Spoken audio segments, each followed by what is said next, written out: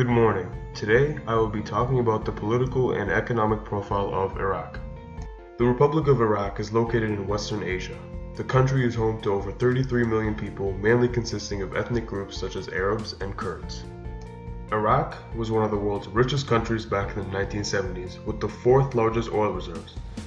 Exporting oil was the nation's strong suit, until the dictator Saddam Hussein started a regime which corrupted the country and turned the US, one of its top trading partners, against them. Even after the dictator's execution, Iraq has still struggled to maintain a strong and stable political environment. Iraq has only recently formed a parliamentary democratic republic.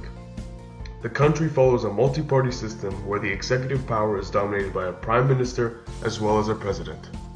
The current prime minister of Iraq is Haider al-Abadi, and the current president is Fouad Massoud.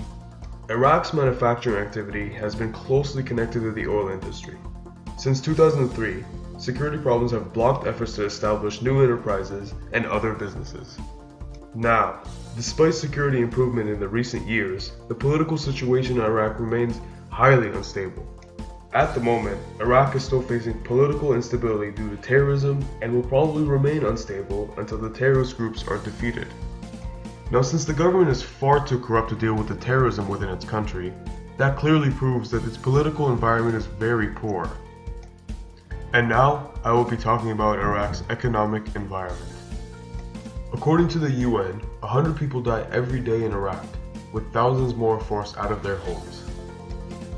Relentless violence, power cuts, water shortages, and rising fuel prices make life unbearable for ordinary Iraqis on a day-to-day basis.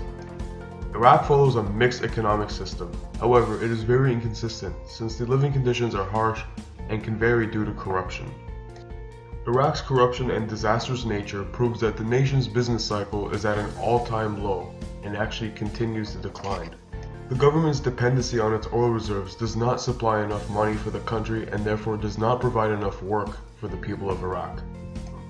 Due to the actions of the Islamic State, along with the government's corruption, the business cycle remains low and rarely fluctuates because of the current state that the nation is in at the moment. Since April 2013, Canada is represented in Iraq by a diplomatic mission in Baghdad. Its role is to support efforts to enhance security, stability, and prosperity in Iraq. Canada regularly engages with the Iraqi government to promote good governance, democracy, and respect for the human rights in Iraq. On February 8, 2016, Canada announced that a contribution of more than $1.6 billion will be used over the next 3 years towards security, stabilization, humanitarian, and development assistance. Although Iraq is being provided with lots of assistance, the economic environment is not suitable for a business other than ones which operate for oil. Therefore, Iraq's political environment as well as its economic environment proves that Canada should not favor this country for international business. Although Iraq's oil reserves are promising, the economy is very unstable since the country's government is corrupt and the settlement of the Islamic State within the nation can cause problems towards any business. These situations act as a major obstacle for Canadians looking for business within Iraq, and ultimately declares Iraq as an unfavorable environment for international business.